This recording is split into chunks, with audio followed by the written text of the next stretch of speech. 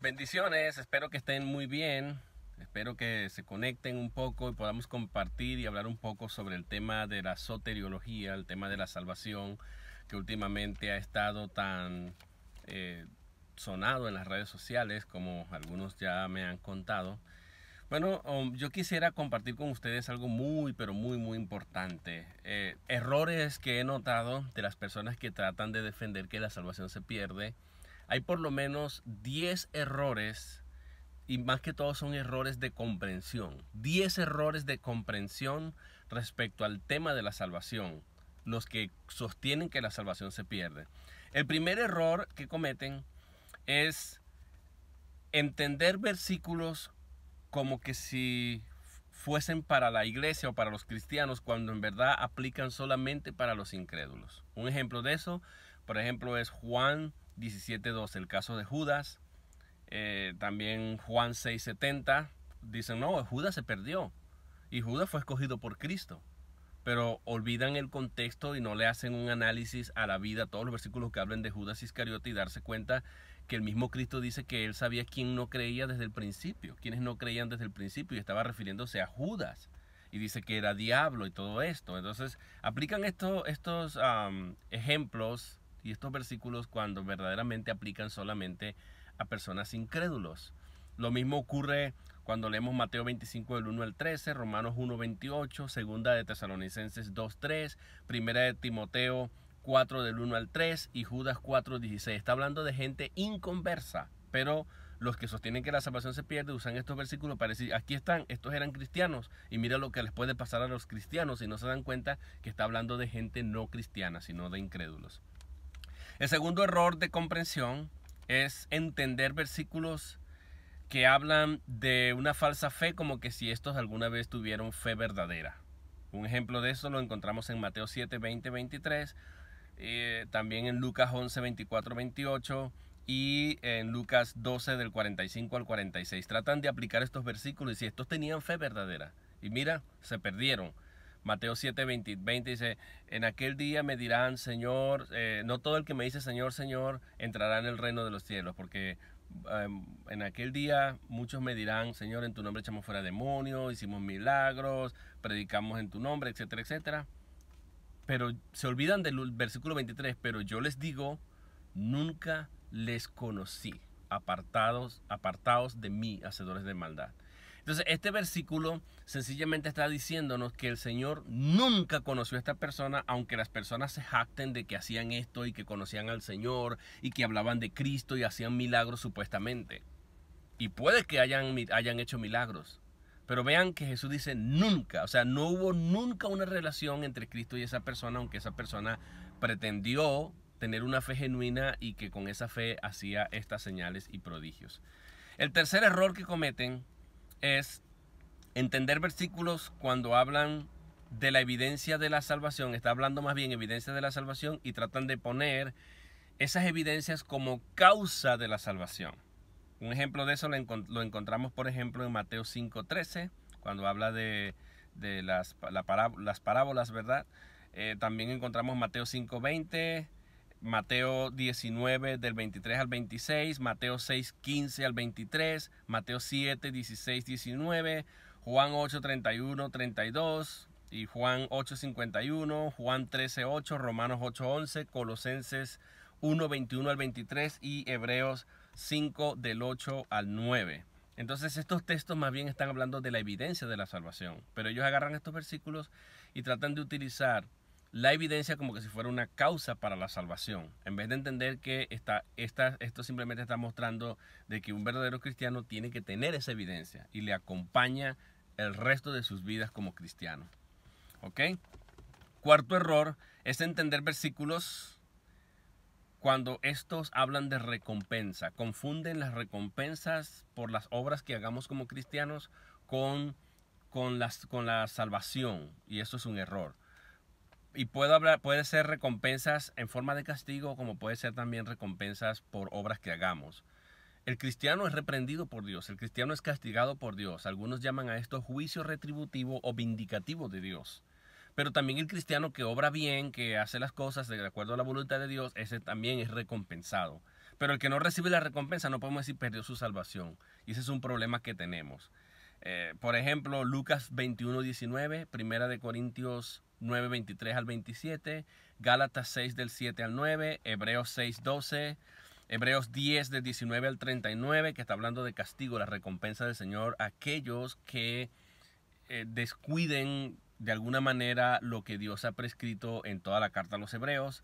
Hebreos 13 del 7 al 17, Primera de Pedro 3, 6, 5, 8, Primera de Pedro 5, 8 y 9, Segunda de Juan 6, 9, Apocalipsis 2, 7, Apocalipsis 10, 11, Apocalipsis 17, 26 y Apocalipsis 12, 11. Todos estos versículos hablan de recompensa o de castigo y la gente dice, ahí se está hablando del infierno, se está hablando de la pérdida de la salvación y confunden recompensa con la salvación, cosas que no deben mezclarse. En quinto lugar tenemos versos o versículos que las personas utilizan que están hablando o lidiando con el estado o el estado de relación con Dios. Hay momentos en que nuestra comunión con Dios puede verse afectada de alguna manera por el cierto comportamiento que nosotros los cristianos tengamos. Pero no necesariamente esos versículos están hablando de la salvación en sí. Lo que se rompe, lo que se pierde es la relación, la comunión, es el sentirnos bien delante de Dios. Algunos de esos versículos, y el favorito de algunos es 1 de Juan 15, 1, 6. Que si no permaneces en mí, que no sé qué, que te voy a cortar, y ven en ese cortar como que si fuese algo literal y que lo voy a echar en el fuego, y ven en el fuego el infierno, pero verdaderamente ahí está hablando sencillamente de un cristiano que no produce y que no tiene una relación, o que ha afectado su relación con Dios, su permanencia con el Señor. Permanecer. Así que permanecer es simplemente un retrato de lo que es la comunión con Dios. Y todo el capítulo 15, más bien, si ustedes lo leen, Jesús dice que escribe estas cosas para que tengan gozo, para que se regocijen en el Señor, porque ellos no escogieron al Señor, sino que el Señor los escogió a ellos. Es un texto de regocijo, no un texto de terror como algunos tratan de pintarlo, pero precisamente, erróneamente, algunos arminianos o arminianistas afirman que Juan está enseñando que un creyente puede perder su salvación, basado en Juan 15. También a veces se basan y repiten lo mismo de 1 de Juan 1:5 del 3 al 11, el 1 de Juan 3:11 y Gálatas 5 del 1 al 4. Ellos entienden esto, que de donde se está hablando de relación con Dios, de comunión con Dios, de compañerismo con Dios.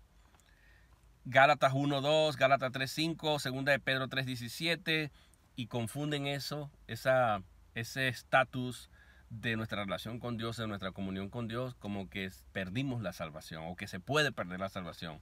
Hechos 11 del 21 al 23, Hechos 13 al 43, Hechos 14 del 21 al 22, Romanos 6 del 11 al 23, Romanos 11 del 2 al 4, Romanos 14, 15 al 23, Gálatas 3, 4 y Gálatas 4:1, Colosenses 2 del 4 al 8, Colosenses 2 del 18 al 19, Primera de Tesalonicenses 3 del 5 al 11, Primera de Timoteo 1 del 3 al 17, Primera de Timoteo 1 del 18 al 20, Primera de Timoteo 2:15, Primera de Timoteo 4:16, Primera de Timoteo 5:5 y 6, o 5:5 al 6, y la carta también a los Romanos 8:6, Romanos 5:7, Romanos 5:7 al 15, Romanos 6 del 9 al 21, Segunda de Timoteo 3:13 al 15, Hebreos 2 del 1 al 3, Hebreos 3:6 al 19, Santiago 4:4 al 10, Santiago 5:19, 20, Segunda de Pedro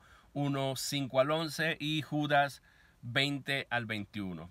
Judas tiene un solo capítulo. Entonces estos textos que les acabo de dar están hablando de cómo el estatus nuestro, de nuestra comunión con Dios, estos textos están lidiando con eso, y muchas veces ellos entienden que estos versículos están hablando de soteriología, de salvación. Entonces, las verdades soteriológicas deben extraerse de versículos y de pasajes que sean meramente soteriológicos. Estos no son pasajes soteriológicos. Si ustedes leen el contexto, están hablando de la comunión con Dios. Vamos a ver en otro punto, ¿no? Yo creo que vamos por el punto número 6. El punto número 6 es que entienden versículos que se están utilizando para hablar de la fe como una sinécdoque es decir, una sinécdoque es cuando se pone la parte por el todo o el todo por la parte, como cuando yo digo, hoy no vino nadie, pero vinieron 5 hermanos a la iglesia. No es que estoy mintiendo ni estoy exagerando, sino que es una sinécdoque. Estoy diciendo, usando el todo, que es el nadie, para referirme que vino poca gente.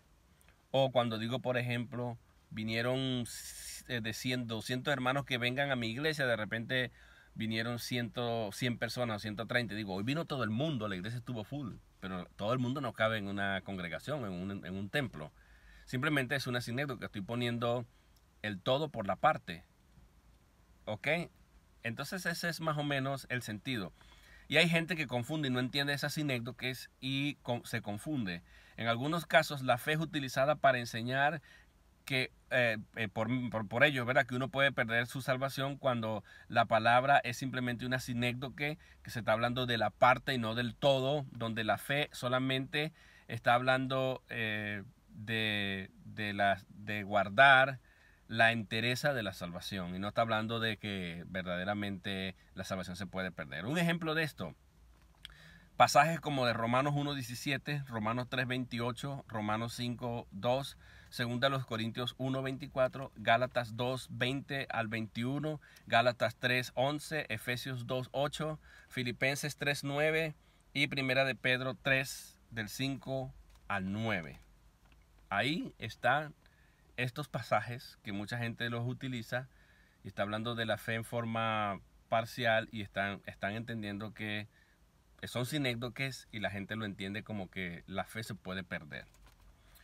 Otra de las cosas que se malentienden es cuando se está hablando de muerte física o pérdida de bendiciones y la gente dice que porque alguien murió o fue destruido por Dios o va a ser destruido por Dios o murió físicamente o Dios lo cortó, entonces perdió la salvación. Caso típico de Ananías y Zafira, el caso de la generación de Coré o de muchos en el Antiguo Testamento que Dios les quitó la vida, o en el Nuevo Testamento, por ejemplo, 1 Corintios 5, cuando Pablo dice que el perverso ese que vivía con la madrastra, sáquenlo de allí para destrucción de su cuerpo y que sea salvado su espíritu en el día del juicio, en el día del Señor.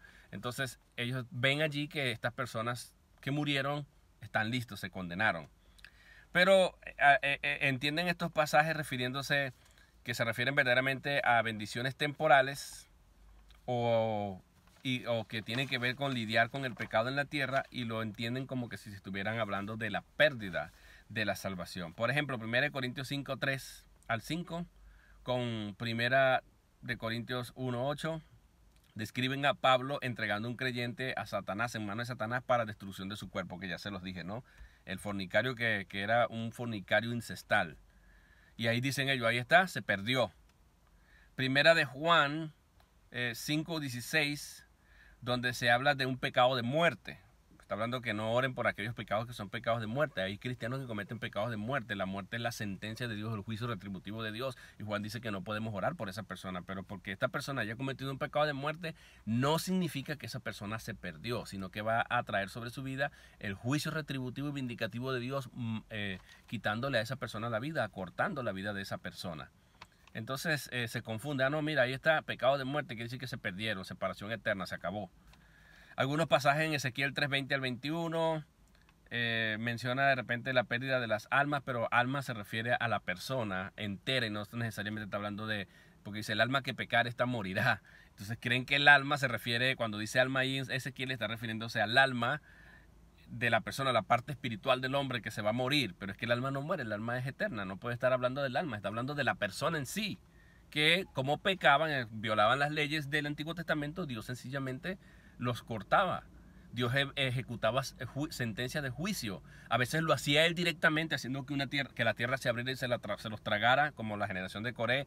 A veces permitía que murieran a filo de espada por ejércitos enemigos. A veces Dios le decía a algún rey que ejecutara sentencia. Era una manera, pero no significa que esas personas que murieron por sentencia de muerte se perdieron. Simplemente pagaron por sus pecados con la muerte física, porque así estaba prescrito en la ley. El alma que pecare, esta morirá. Después de 2 o más testigos, con 2 o más testigos, Hebreos 10 dice que estas personas tenían que morir irremisiblemente. Era parte del castigo, pero Dios no va a castigar el pecado 2 veces. Castiga con la muerte, pero no va a castigar luego con la muerte definitiva o la condenación eterna.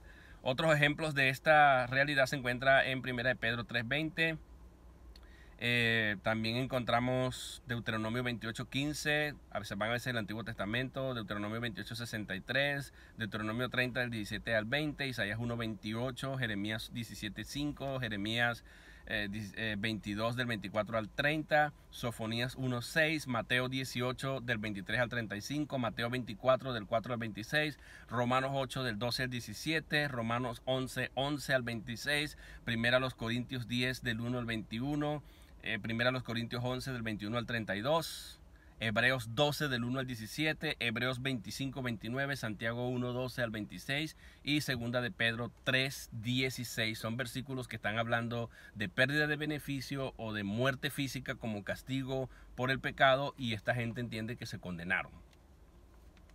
¿Ok? Otro error de comprensión: entender versículos utilizando muy mal el contexto. Cuando no entienden el contexto del versículo y lo sacan fuera de contexto, que eso es lo que más ocurre. Por ejemplo, Mateo 13 del 1 al 8 se dice que se puede perder la salvación porque no entiende que están hablando de mantener una actitud positiva delante del Señor. Jesús muestra estas respuestas como que podrían el creyente, ¿verdad?, de alguna manera vagar y perderse, pero verdaderamente olvidan el versículo 8. ¿Ok? En Lucas 8:13 ocurre lo mismo, está hablando de parábolas. Muchas veces también se utilizan las parábolas para hablar de soteriología, y hay 42 parábolas en el Nuevo Testamento y ninguna parábola es soteriológica, no habla de la salvación. El propósito de las parábolas es hablar del reino de Dios, y algunas pocas son escatológicas, pero no están hablando en ninguna manera de salvación o de vida eterna o de redención o de este tipo de temas soteriológicos, y por eso la gente comete ese error también. Primera de Corintios 15 del 1 al 2, podemos ver también versículo 13 al 14 del mismo Primera de Corintios 15. También encontramos Gálatas 5:21, Primera de Corintios 6:9 al 11, Segunda de Timoteo 2:1 su parte B, o 2:12 parte B, que está aludiendo a los apóstatas de la falsa fe, y ellos creen que están hablando de genuinos cristianos. Y así sucesivamente, al no encontrar el contexto, Hebreos 11:13 al 16, desconectan los textos fuera de contexto, y ese es un grave error. Hechos 5 del 1 al 11, Primera de Juan 5:16, etcétera, etcétera. Desconocen verdaderamente el contexto. Otro error que cometen es que entienden versículos en el que se ignoran, esto ocurre muchísimo, el lenguaje original griego, los manuscritos como evidencia, o las evidencias de los manuscritos. Algunos pasajes son malentendidos debido precisamente a la carencia académica o al conocimiento del idioma griego. Algunos, por ejemplo, citan cuando ya se les refuta todos los versículos del Nuevo Testamento que tienen, entonces se van al Antiguo Testamento y cometen lo que se llama una falacia de anacronismo. Oh, Salomón se perdió, oh, Saúl se perdió, oh, Adán se perdió, e incluso algunos van más allá. El diablo se perdió y estaba perfecto y se condenó, y los demonios. Eso es cometer anacronismo, porque tenemos que considerar el tema de la salvación. Dios utilizó a Pablo para hablar de soteriología. Ni el mismo Cristo habló tanto de soteriología como el apóstol Pablo, que recibió una revelación especial para explicar cómo es que somos justificados, cómo es que somos salvos. Entonces hay que considerar el cuerpo completo de la Escritura, la suma de la totalidad de la palabra de Dios, y poder concluir, no irse atrás y ya concluir con pasajes del Antiguo Testamento cuando el Nuevo Testamento no se había escrito. El Antiguo Testamento debe entenderse a la luz de los pasajes del Nuevo Testamento, que son más claros que los antiguos. Y además que el Antiguo Testamento estaba escribiéndose en forma narrativa, y no se puede uno agarrar un pasaje narrativo, como por ejemplo Éxodo 32, del 32 al 33, donde se habla de cortar del libro de la vida aquellos, pero se olvidan, por ejemplo, de Deuteronomio 9, 13, el 14, donde el mismo Moisés habla y le pide al Señor que le quite del libro de la vida, por ejemplo. Entonces no consideran todas las veces que esto aparece, nada más agarran allí, ya se agarraron y se olvidaron de todo lo demás. Y no se dan cuenta de lo que están diciendo y las culturas y las costumbres del tiempo de Israel, de aquel tiempo, y que es un pasaje narrativo y que no pretende de ninguna manera establecer doctrina ni decir esto es así. Y ese es un grave peligro que hay. Algunos citan, por ejemplo, Apocalipsis 22:18, pero porque habla de que será quitada su parte del libro de la vida, pero el libro de la vida no aparece en los manuscritos originales. Fue Erasmo que cambió árbol de vida por libro de la vida para infundir temor sobre el tema de la salvación. Catolicismo romano, pues prácticamente. Y así sucesivamente uno puede darse cuenta, Apocalipsis 13:8, Apocalipsis 17:8, Apocalipsis 20:12, Apocalipsis 20:15, Apocalipsis 21:27. Todos estos versículos, el texto original, es necesario revisar qué es lo que verdaderamente dice y no simplemente agarrarlo como está en Reina Valera. Es muy peligroso. O la King James Version en inglés, que también cometieron el mismo error de traducción. Así hay muchas cosas que hay que tener mucho cuidado al momento de estudiar estos pasajes o tratar de presentarlos como que si este texto apareciera verdaderamente en los idiomas originales. Incluso hay textos, ahorita no sé si lo tengo acá, por ejemplo, creo que es en Hebreos 6:4, donde el idioma original no tiene el iniciador de cláusula condicional. Si esto pasa, entonces, y se entiende así. Originalmente no aparece así, simplemente es una declaración de hecho. Y algunos lo confunden. Eso es Hebreos 6:4 al 6. Si recayere, esa parte si recayere, entonces le pasará tal cosa. El desconocimiento del idioma original hace que verdaderamente entendamos mal los pasajes y centremos doctrinas en estos pasajes que ni siquiera nos hemos tomado el tiempo de revisar en una versión interlineal si están correctamente traducidos. Recuerde que nosotros tradujimos nuestra Biblia versión Reina Valera del Textus Receptus de Erasmo.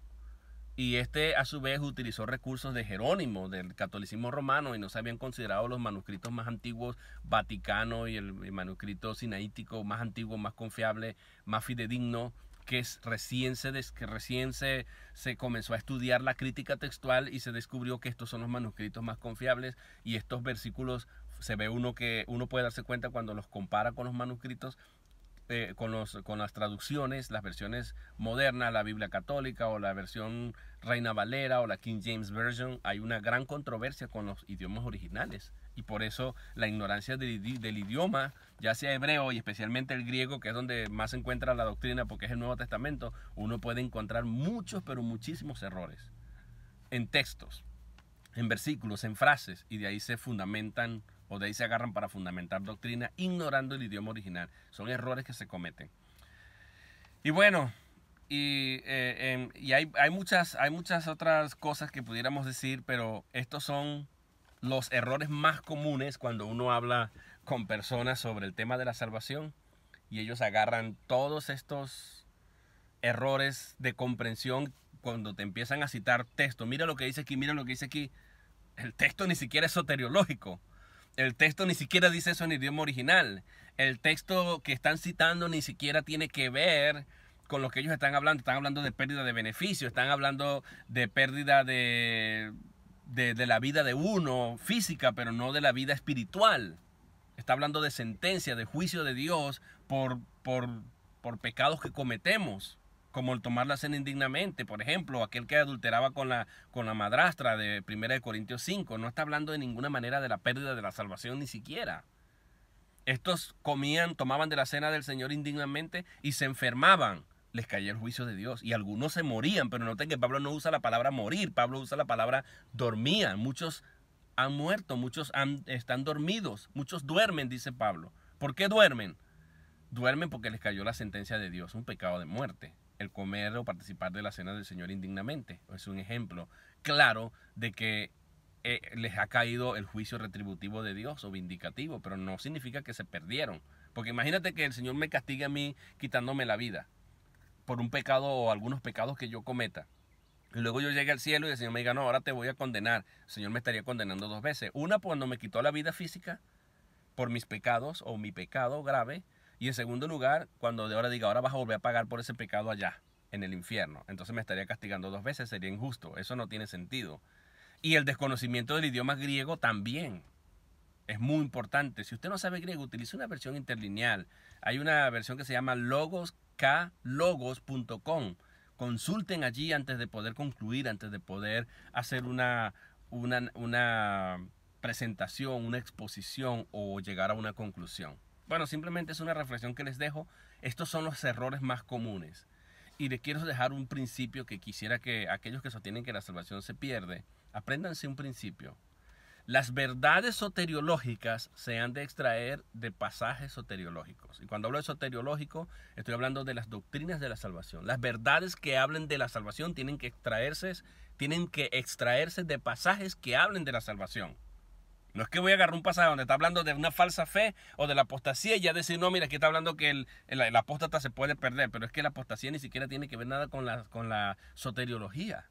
Eso no es un pasaje soteriológico. O la falsa fe, o una sinécdoque, o una sentencia de juicio de parte del Señor. Está hablando desde eso, pero no está hablando de pérdida de la salvación. Bueno, les dejo esa reflexión. Bendiciones y tengamos mucho cuidado.